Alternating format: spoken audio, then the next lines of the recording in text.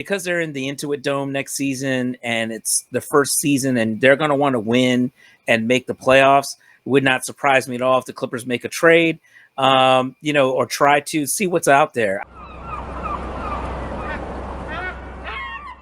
Welcome into Clippers Talk as we start a new week. I'm your host, Adam Oslin, back from Bend, Oregon. Just interviewed Ralph Lawler, a big 1 hour and a half sit down, I should say. We're going to split it into two parts.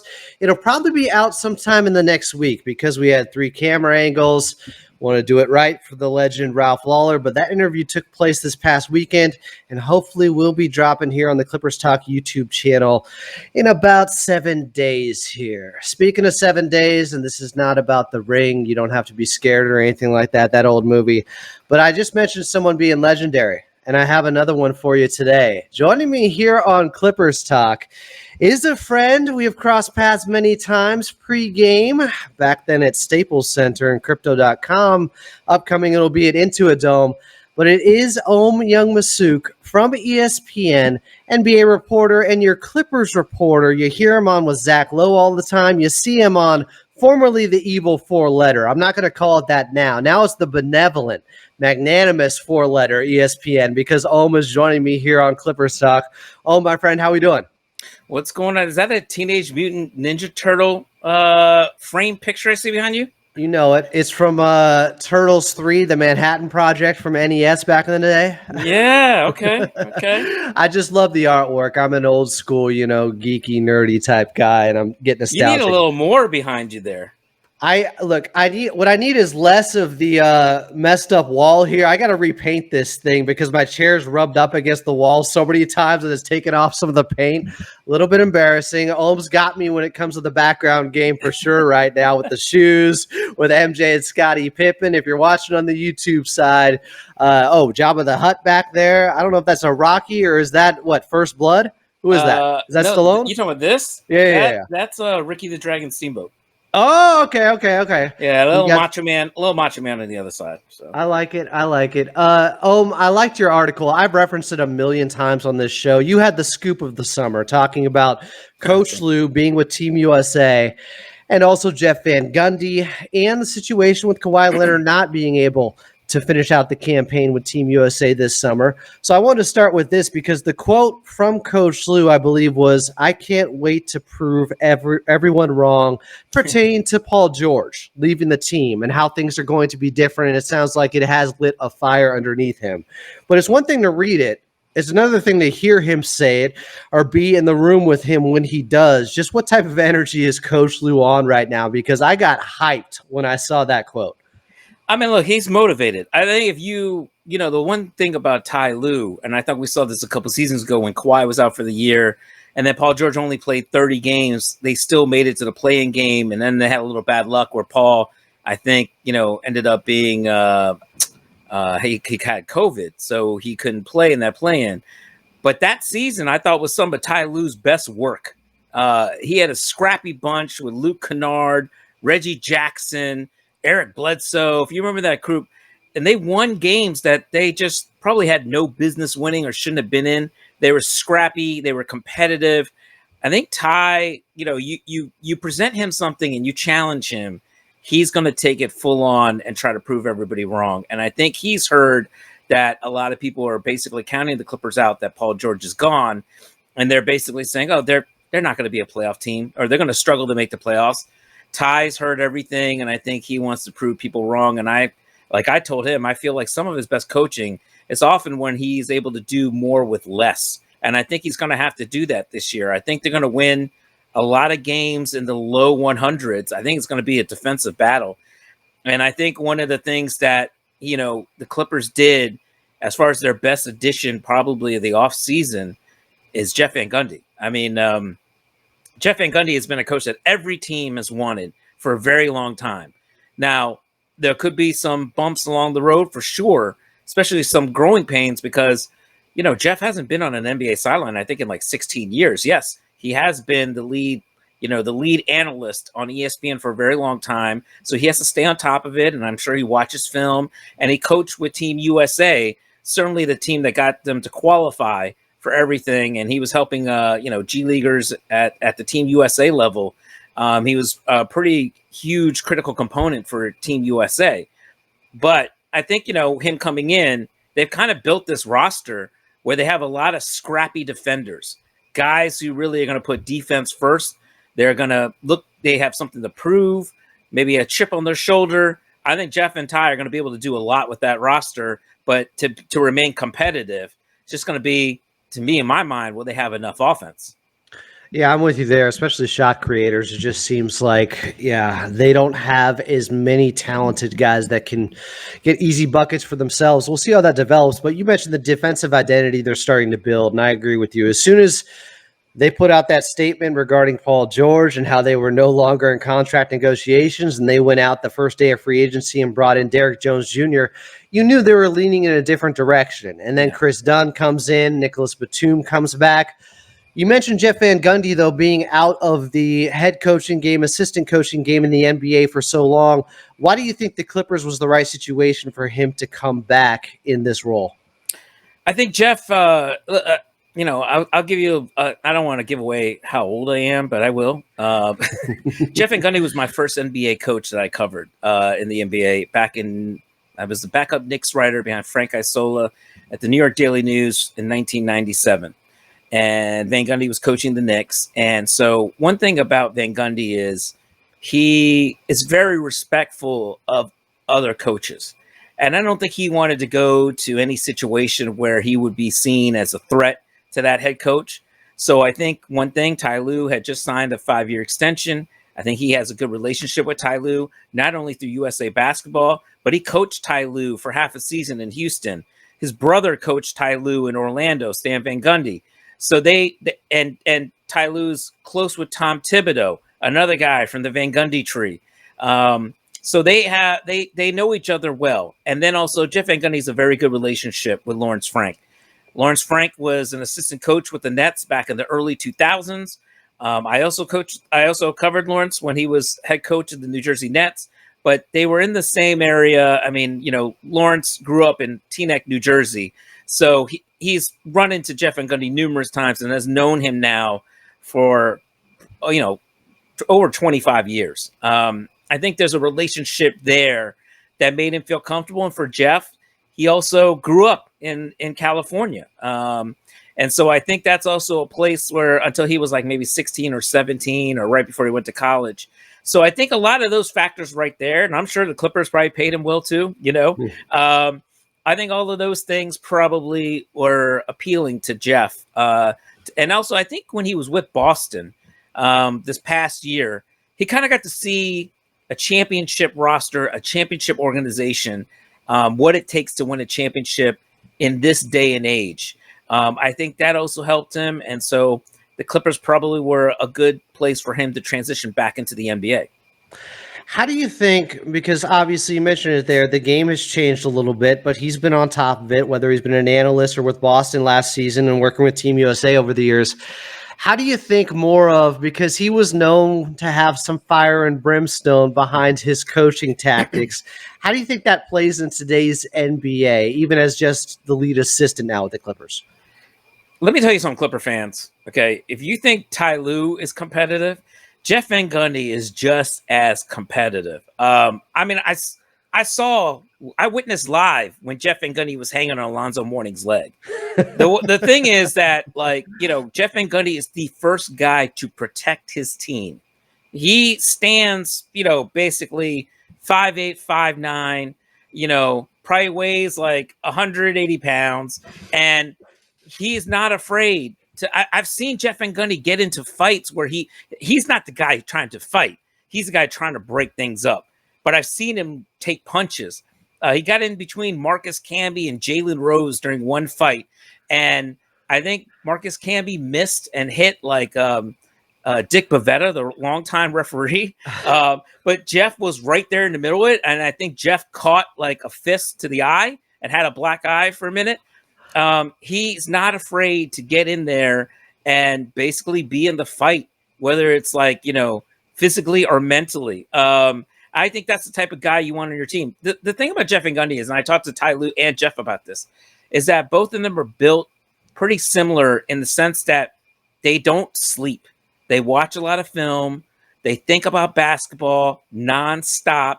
Ty Lue is up at all hours of the night thinking about the next game, thinking about what sets to use, what adjustments to make. Jeff Van Gundy is the exact same way. I mean, I told them, I said, you guys are going to be team no sleep next year. And Ty Lue said, good, we need that because we don't have Paul George coming back. And we're going to need that because we have a lot of young guys coming on this team that have a lot to prove. That's why I think like early on in training camp is going to be critical for them because they have to get on the same page. Jeff is going to have to figure out what the right defense is. Ty and Jeff are going to have to learn each other, and I think they've started that process. One thing that I thought was fascinating about that story that I did was that they got a head start on this process of getting to know each other because when they were done with their Team USA duties every day, not every day, but during that time, they would spend some time together having lunch or dinner, and they would be talking Clippers. They would be talking what to do, what kind of defense to run. Jeff, during his free time in Paris and wherever they were at, Abu Dhabi, whatever, he'd basically be watching film, watching every game from last season of the Clippers, going back and watching it. And Ty was like, yeah, I mean, he asked me what happened here during this quarter in game 17. And Ty's like, I don't effing remember game 17, but that's how Jeff is built. Jeff only knows one way, and that is basically like you could take him out of the game for 16 years and you put him right back in and he's still the same way. He doesn't want to leave any stone unturned. And when I tell like every coach is like that, right? They're all about preparation. Jeff Van Gundy is like on that level. And so that level of preparation is the type that Van Gundy will be at the facility at 5, 6 a.m. And he and Ty will be one of the last ones to leave. And that's just the way Jeff is. And so I think this is going to be like the Clippers camp is going to be fascinating because I think Jeff's voice is going to be loudly heard. So, of course, will Ty's. But I think Jeff is going to be doing a lot of coaching. He is a coaching nut. He's a fanatic. And I think that's going to benefit the Clippers. Ohm Youngmisuk is our guest here, ESPN reporter on the NBA and the Clippers. The article was Ty Lue's summer with Team USA prepared him for life after Paul George. It is the best piece of the summer. I'm not kidding, Ohm. Maybe I was pumping it up more because I could be like, hey, Ohm, I've been talking about the article a lot. You got to come on the show now, please. I have been endorsing it the entire time, but it is the best article. I think I'm not going to say it's red meat for Clipper Nation because everything in there isn't, slanted towards being that. It's just the honest truth about the situation and what's going on. But it felt like the right type of, optimism for Clipper Nation to hold on to right now because they lost Paul George. The timing of it was perfect. It got me pumped. Hearing you talking about it gets me even more excited for this season. When you talk about how they can improve on the defensive end. They were 17th last season. And they came in, you were there, I'm sure, on media day and said, we're going to be a top 5 defense. That is the goal. And things slipped. There was slippage on that end. And if you look the last couple of seasons, the same thing has happened. They start off the first couple of weeks. They're a top 5, top 10 defense. And then it kind of erodes over time. Do you think this personnel and the type of guys they brought in, we're familiar with Nicholas Batum and we love him. The Batum Battalion is back and ready. But Chris Dunn being here, Derrick Jones Jr., the guy who locked up Paul George in the first round in that series against the Dallas Mavericks, that they have the right core now to have sustainability with that defensive identity this season. Yeah, I mean, I joke with Jeff. I was like, are you guys going to have to win late 90s, early 2000s Knicks blood ball style, in the 90s? And he was laughing. And he was like, no, look, today's game, you still need offense. You still need elite offense to win. But I think the defense is what's going to give them a chance in every game, the way this roster is set up. And you're right. The minute that Paul George statement went out from the Clippers, they had a very, very direct plan of what to do. They've been planning for that. It's obvious they've been planning for that for a long time, knowing that they probably were not going to re-sign Paul George. And so they had a very clear and direct way of how they wanted to proceed after that. Whether or not it's the right path or not, who knows? We'll see. I still think because they're in the Intuit Dome next season and it's the first season and they're going to want to win and make the playoffs, it would not surprise me at all if the Clippers make a trade. or try to see what's out there. I think they are positioning themselves to see, what opportunities will present themselves and try to pounce, whether it's this year, whether it's next year or the year after that. I think the plan, eventually will probably be, in my mind, just reading the tea leaves, they'll try to go after another big superstar down the road, a young star in the future, right? Whether it's after Kawhi or who knows, maybe during Kawhi or toward the end of Kawhi's contract. They have to, because the Clipper, Steve Ballmer's just not built to rebuild. You know what I mean? He's not built to sit out a couple seasons and not make the playoffs. He wants to remain competitive every year. But he also understands the landscape now for teams that have to pay the luxury tax. I mean, he told us that at the Intuit Dome, where he just said, if it was just about money, I would pay everybody. I would go beyond to pay everybody. He's like, it's no longer about that anymore. The way the NBA has set their CBA, it basically now is about how do you build a team that can be competitive, and it's no longer about money. I mean, certainly the Clippers feel like they're kind of like the guinea pig of, or the examples being made of basically that second apron, them and the Warriors and the Nuggets, you know what I mean? All those teams are they kind of feel like they're kind of being, they're being persecuted a little bit in a way, I guess. So I think that the Clippers are trying to see how they're going to navigate things. And I think the first thing was, we want to be as competitive as possible. So let's get a bunch of guys that are hungry, guys that are going to play hard every night. That defense is going to be there every night. Defense first. I think that was very obvious in the guys that they went after. I still think they're going to need more offense. And I'm also proceeding as if, to me, in my mind, they have to probably load manage Kawhi Leonard, because last season they tried not to or didn't want to, and Kawhi didn't want to. Kawhi wanted to play as much as he could. It clearly didn't work. And so I think they're going to probably have to go back to load managing him, and we're going to have to see how his knee holds up. And then we're going to have to see James. I don't expect James to score, that 40-point scorer, but certainly James can be a guy that's going to distribute, be the quarterback on pick and rolls, try to make other guys better. Could be a very big season for Ivica Zubac, because I expect him to be a good recipient of a lot of those passes from James Harden in the pick and rolls. And then, they're going to need somebody unexpected to step up, whether that's a Kevin Porter Jr., who we haven't seen, obviously had a lot of off the court issues that we certainly, don't love, not excusing by any means. But if Kevin Porter Jr. can play the way that he did a few seasons ago and still be within the team concept, that could be another guy that could be a bonus for them too.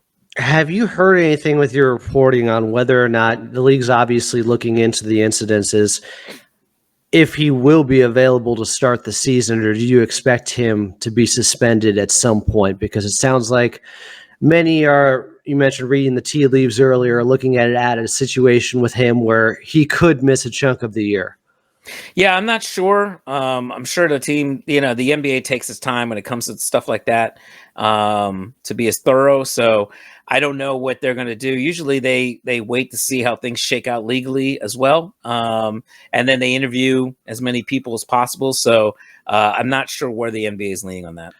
You mentioned Kawhi Leonard, and I have real concerns about the knee. Everybody does at this point. But when you hear, the accumulation, then the buildup leading to swelling, and it sounded like it could have been swollen for 2 months from that last game he played against Charlotte to the first round against the Dallas Mavericks, where he was ineffective and didn't look like himself in the 2 games he tried to go. And with all the surgeries he's had on that right knee, of course it's concerning. But in regards to your article and talking about how motivated Coach Lue is, and I know Kawhi doesn't hear anything, and he is as rigorous with his training and kind of keeping blinders on when it comes to the noise and the media. But Lawrence Frank did have a press conference expressing their displeasure of Kawhi not being able to stick with Team USA and being sent home when they thought he was ready to go. And Kawhi Leonard said he felt good. He did say the knee was in a neutral state at one point, which may have put up some red flags for Team USA. Who knows? But we all wanted to see him play in that. Do you think there's a chance for the first time in a long time, maybe even Kawhi Leonard is extra motivated? He's an all-timer. He's a top 75 player. He doesn't need the motivation, but this is kind of uncharted territory where a team left him off in this way, where it was on his bucket list to win a gold medal. Uh, yeah, I could see that. I don't know if Kawhi's motivation always stays the same. He doesn't need something like that to make him work even harder. I think he did really want to be a part of Team USA pretty badly. To me, what was concerning was when he said something like he was only able to practice 2 weeks before Team USA camp, that he was able to kind of get that knee into the ability to start working out. That was concerning to me. I understand what the Clippers were saying when they were like defending him and saying they didn't understand Team USA's decision, but Team USA probably and Grant Hill probably saw that Kawhi, while he might have been fine, he wasn't Kawhi that they knew and that they were hoping for, peak Kawhi, you know? And so that's probably where they thought we need somebody who's going to probably be a little more versatile as far as being able to guard and play point guard and things like that when they went and got Derek White. And we saw that Derek White did get used, certainly in the lead up to the Olympic, to the medal games and stuff like that. So, I think motivation is always going to be there for Kawhi. To him, he just wants to be healthy. It's concerning that at times they have this swelling pop up, and when you talk to people around him, they're just like, they're trying to control it, and they honestly don't know, where it was coming from or how to control it. And I'm talking back to during the playoffs, and they were trying to figure it out. So that was during the playoffs, and so that's probably most concerning to me. I certainly hope Kawhi can stay healthy, because we know when he's a phenomenal player. Like last year, those first 25, 30 games, he was playing at such an elite level that led to the Clippers just saying, okay, yeah, we'll definitely give you 3 years, $150 million in extension. You know what I mean? Like, you've shown what you can do when you're healthy again. But there's just I think a wear and tear that's been on his knee now, whether it's been the ACL, the MCL, the thigh, the quad or whatever, everything around that knee has probably taken a lot. And so that's why when I think of this season and the regular season, I think they should load manage Kawhi. They need to be careful with him, to save him for the ability to be able to play more than 2 games in the playoff series, which he hasn't done now in 2 straight postseasons. And then let the other guys carry that load during the regular season as much as they can. And certainly Kawhi is going to need to play as much as he can, right? We just don't want to see him play, I think, in back-to-backs as much, because I think that's where they need to probably be careful and manage the knee a little bit more. But the one thing I asked Ty Lue, I said, how's he doing? And Ty said, I talk to him all the time. And Ty said he's doing good, and I fully expect him to be ready for camp. How much they use him in camp, or how they have him practice in camp and participate in camp, remains to be seen. But certainly Lawrence and Ty have said that they expect Kawhi to be fully ready for camp. You also talked with Coach Lue regarding James Harden and having him in training camp this time around and not having to implement him on the fly as they picked him up about 2 weeks into the season. How significant do you think that will be for this team? Because he's had a couple of injuries the past couple of years, but overall, he's been highly reliable for being that regular season workhorse, a tank for teams with just soaking up minutes. And if we think Kawhi is going to be out, one half of the 16 back-to-backs already, that drops him down to 66 games. There's going to be a lot on the plate of James Harden. It's even more important this season that he really feels comfortable in this offense. So I think a lot of people forget when they went 26-5 at one point that they started off 0-6, losing the first 5 games with Harden in the lineup. And if you remember, Ty Lue had said, it's going to take me about probably 10 games to figure this out. And then he was like, you know what? It's going to take me longer than 10 games. I think it's important for him to have an entire training camp with James Harden. And he had said that the year before with Russell Westbrook. It's going to be important for us to have a whole camp with Russell Westbrook as the quarterback. And remember, they kind of built their offense in order to really take advantage of Russell's strengths. And Russ, by all accounts, had a great training camp. And remember that first game, Russ came out, he was on fire. He had a ton of dunks right off the bat. I think they kind of are looking at now this camp will be, to really kind of help James make everybody better. It'll be an entire camp for us to learn and use whatever strengths James has, certainly off the pick and roll. They're going to figure out things like, where does James feel comfortable scoring from? How can he make Ivica Zubac better and everybody else better and work with this group? Because I think you're right. There's going to be a lot of nights where James is going to carry more of the load than we expect. I think James, when he came, obviously, to the Clippers, he was supposed to be part of this big three. Now it's really kind of a big two. And I think a lot is going to be on James's shoulders, whether it's to, average 9-10 assists per game, which I think they've always thought he's one of the game's elite passers, to making people better. And then also being able to find his own offense, because I think there are going to be nights when they need his offense a lot more than James might think and a lot more than other people might think. And going back to the reason why it's a big two now, Paul George leaves. He goes to Philadelphia, obviously. You mentioned it earlier. You didn't believe that the Clippers were surprised at all by this, and they had cut off contract negotiation talks at some point during the season. It sounded like they got to the point where they were offering him something comparable or the exact same deal that they offered Kawhi Leonard. How do you think that situation played out? And if there should be any hurt feelings or hard feelings after something like this? We've heard Paul George come out on his podcast, say, the Clippers were the B team in Los Angeles. People haven't liked that. We know he's returning on November 6th to Intuit Dome for the first time, now as a member of the Philadelphia 76ers. Just where do you kind of land on, I don't know, how much discord there will be between the fans and Paul George, and how that situation played out overall with him leaving? I mean, I don't think the fans are happy with some of the things that Paul has said, but I don't feel like this is like the type of animosity that you normally would see with a big star who leaves to go to another team, just because Paul has made it very clear that he wanted to stay. And I think everybody knew that, he came back because he wanted to play in LA near his parents. I think obviously if Paul had had his way, he would have stayed.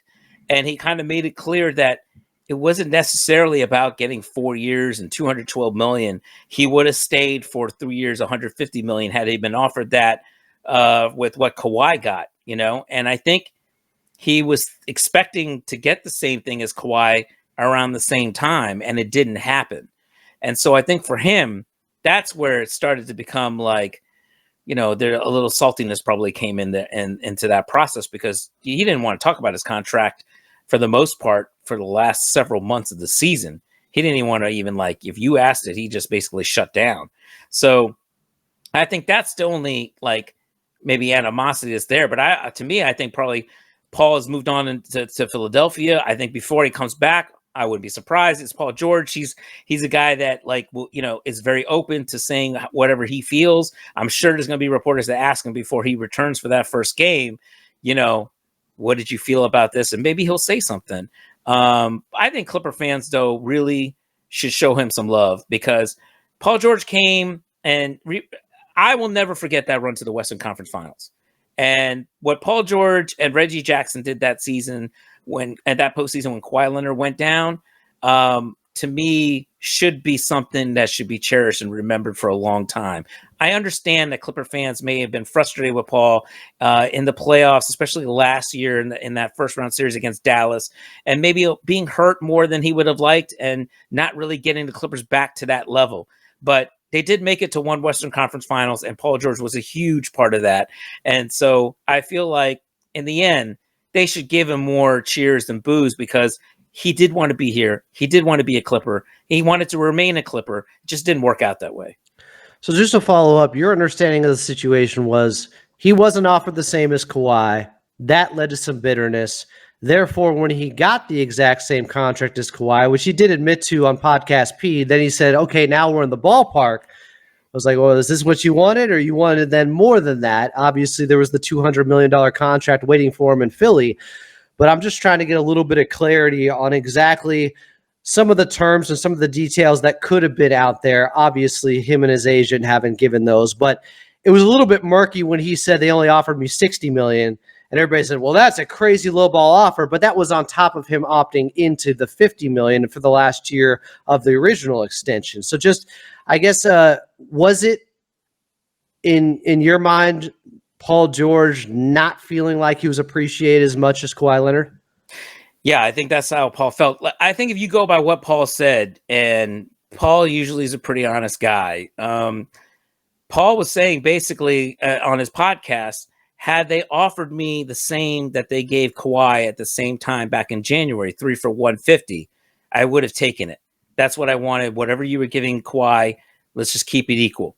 And if you remember the night that Kawhi signed, we talked to Paul, and Paul basically said he was very optimistic that his deal was going to get done soon. And then even like a month later, he remained optimistic, saying it was going to get done.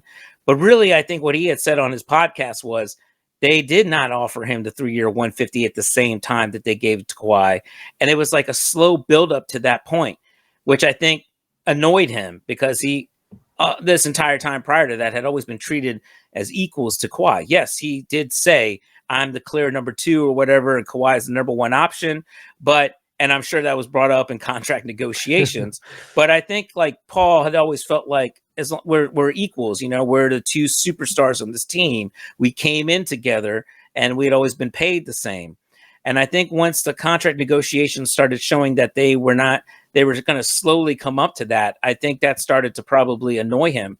And then so when they finally did come up to that number much later than he would want it, according to him on his podcast, that point, things had changed. You know what I mean? I'm sure his agent had probably started asking for a lot more and things like that, such as a no trade clause, which the Clippers were not willing to give. And so it certainly sounded like by that point, it wasn't going to happen. And so it was kind of like a slow boil, I think, as the season went on. You kind of touched upon it a little bit earlier, but in moving forward and what this organization is looking for, obviously they have more flexibility right now. They're under the first apron. You mentioned, that possible timeline of 2026. There's more free agents out there.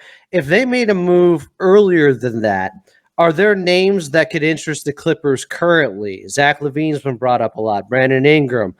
Who else am I thinking from the Portland Trailblazers also? Robert Williams. Robert Williams' name has been out there as of recently, but the small forward out of originally, I think he was with OKC. Regardless, is there a guy that you could see them being interested right now, or is it wait and see how the season plays out? If we're competitive enough around the trade deadline, we might upgrade and make a push. I mean, I'm sure they have a list of guys that they're interested in, but to me, I think it's a wait and see approach. I don't think they want to take on any contracts that could potentially really bog them down from getting a true young superstar in the next couple years. I think they're going to be careful with that, as they've shown. I also think we have to see how their season goes, when the season starts. If they struggle right out of the gate or something like that, then maybe they might be more apt to trying to make a move. But everything from now, it looks like the Clippers are really kind of just like keeping an eye on the future and how to build this team the best, not just playing for this season, but playing for the next couple seasons and what might be on the market. I think they want to remain patient, but at the same time, they're going to be opportunistic if something pops up unexpectedly. I think that a lot of teams right now are probably being cautious because they just don't know how things are going to shake out with that second apron. And so I think that's why you see a lot of teams acting the way they have. And that's why maybe, like you mentioned, a Brandon Ingram, for example. Brandon Ingram a couple of seasons ago, I think a lot of people would have pounced on Brandon Ingram. I think now people are just looking at big contracts and they're a little wary of that. Yeah, Jeremy Grant was the name that escaped me from Portland. But there's 2 guys on this team currently under contract. They're set to report for training camp in Hawaii that have been disgruntled over the past season. And Bones Highland, who thought he was going to be the backup point guard before they brought in James Harden. And then PJ Tucker, who was starting in Philadelphia before being traded to the Clippers. Do you expect them to play nice and be amicable? Because obviously they were sent home right before the All-Star break at one point, which sounded like a more serious situation with them being frustrated in their roles, not being traded. Could that continue and bleed into the season, or are they going to be competing for a spot on the team? I would probably say, Lawrence has said that he was going to talk to their agents and be in constant communication with them.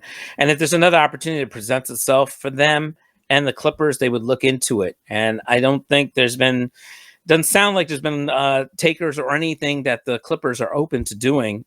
So if they do come into camp, it depends on what their attitudes are going to be, probably, is my guess. If they're willing to compete and, be a part of this team, then I think Ty Lue will be open to seeing how things go and certainly opening things up. I mean, Bones Highland, if he's of the right state of frame of mind, I think like he could have a role in this team. It just depends on where they're at. And certainly, I think how they fit in, especially with Jeff Van Gundy's defense. PJ Tucker, I know, he has been very clear that he wants to be in a different situation on a team that he'll be able to play. But did opt in to his final year of the contract. Well, he's not going to give up whatever $11 million or No, whatever sir. it is. But trust me, the Sneaker King has a lot of shoes that he has to buy. So you might be looking at a couple in your background right now. Yeah. He's got an eye on him. He's not going to give up that money, and understandably so. And so if it takes, until the trading deadline to perhaps move a PJ Tucker, then the Clippers are going to have to wait, and PJ Tucker's going to have to wait. I mean, but I think, we'll see. We'll find out when they get to camp exactly, what's going to happen with those two and what frame of mind they're in and how the Clippers are going to approach things. Last one for you here, with looking into this season and the prospect for this Clippers team as currently constructed with this roster. We had Don McClain on last week. He talked about a publication. He thought he read it from ESPN. Who knows where it could have been, but somebody had them 12th in the West. From the people that you have talked to and how you view this squad, what do you think their range is realistically of where they could end up when it comes to seeding this year?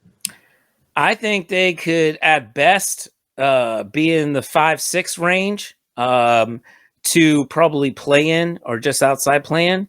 I expect they're going to be right in the middle of that, somewhere between 5 to 10. I think they're going to probably be in that mix because I think Ty Lue's too good of a coach. I think even if you have Kawhi Leonard playing, being load managed, he's still going to win games. You still have James Harden. And then I think you've got this group that I said is pretty scrappy. And I think as long as the chemistry is good, if they play like that group that played a couple seasons ago that I mentioned when Kawhi was out for the year and Paul was out for the majority of it, then I think, if you have a team that plays that hard and competes, you're going to win a lot of games because there's a lot of teams that aren't going to be playing as hard and a lot of teams that are rebuilding in the league. And you're going to get a lot of those wins. And then you're probably going to get a lot of wins that you weren't expected to get into. You weren't expected to get, things like that. The West is going to be tougher, no doubt. I mean, I don't think enough people are talking about Memphis. I think Memphis with Ja Morant back is going to be up there in the top 5 or 6. I think you got a lot of teams that got better, and maybe a lot of teams like Denver might take a step down a little bit, but certainly that's still a team that's better than the Clippers, right? So I think the Clippers probably are going to be somewhere in that 7 to 10 range. That's what you're hoping for, that they will be competitive for a playoff spot. I don't know, 12th. I think Ty Lue's too good of a coach to have them at 12.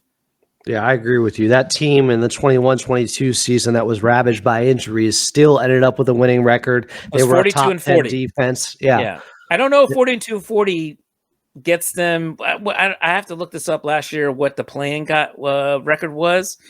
But they probably are going to have to be between 42 to 45 wins, I think, is my guess. Yeah. Probably in that area to be competitive for a plan. And I think that certainly can be done with this roster. If a lot of things have to go right, though, and it's not going to be pretty. I mean, like I said, I think you're going to win a lot of games in the low 100s. It's going to be a lot of defensive games. You're not going to see 26-5, you know what I mean, during that one stretch. Cherish that for what it was. That was probably, maybe the best stretch in Clipper basketball history. But I still think they're going to be probably more competitive and scrappier than people expect. Yeah, I think a team that scraps and fights and claws for wins during the regular season, that's a team Clipper Nation could get behind. That is like the 21-22 team, the 2018-2019 team with Trez and Lou Williams and Patrick Beverly. That is a familiar type of state for this team and what the fan base expects from them to play hard every night. So I think we're excited for it. He is the great Ohm Youngmisuk from ESPN. He's been covering this Clippers team for some time. He's been covering the NBA going back to 1997 with Jeff Van Gundy and holding on to shoes during battles, during fights on the floor, back when it was blood in the garden. This is a long time coming. I really appreciate you doing this, my friend, and all your great and fantastic work we'll be reading throughout the season. And throughout this offseason, you have kept us abreast of the situation with the Clippers, and Clipper Nation does salute you. Yeah, let's do it again. And, when the season starts, be nice to the fans who call into your show afterwards, okay? Especially after a frustrating game, all right? Because I know you can bite a few heads off at times.